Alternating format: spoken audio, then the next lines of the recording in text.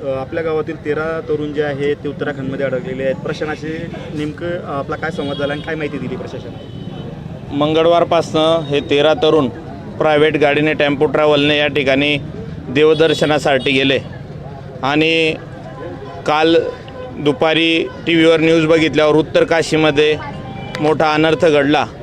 त्यानंतर परिवाराला समजलं आणि दुपारी त्यांचा सगळ्यांचा संपर्क झाला होता की आम्ही या ठिकाणी पोचलो आहे उत्तराकाशीमध्ये आणि आता आम्ही दर्शनाला जातो आहे. त्यानंतर टी व्हीवर बातमी आल्यानंतर सगळ्या परिवार चिंतेत पडला आणि परिवाराने तात्काळ आपल्या आदरणीय नामदार मोदयांशी संपर्क साधला. तसेच पाडदी पोलीस स्टेशनच्या आपण PI यांच्याशी बोललो आणि त्यांचे सगळ्यांचे नंबर ट्रॅकिंगला दिले आणि त्यांचे ट्रॅकिंग केलं असता त्यांचं कोणताही तपास या ठिकाणी लागत नाही.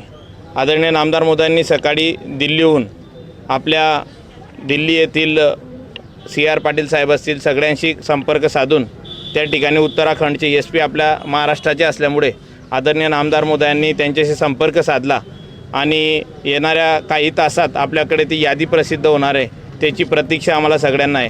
आम्ही परमेश्वराचरणी एवढीच प्रार्थना करतो की आमच्या गावातील गेलेले 13 मुलं आणि 2 ड्रायव्हर सुखरूप घरी यावे एवढीच परमेश्वराने प्रार्थना आहे. तरी प्रशासन याच्यासाठी सज्ज आहे. आपल्या जळगाव जिल्ह्याचे कलेक्टर साहेब याच्यासाठी सुद्धा प्रयत्नशील आहेत. नामदार मोदय प्रयत्नशील आहेत. लवकरात लवकर मुलं घरी यावे हीच आमची सगळ्यांची अपेक्षा.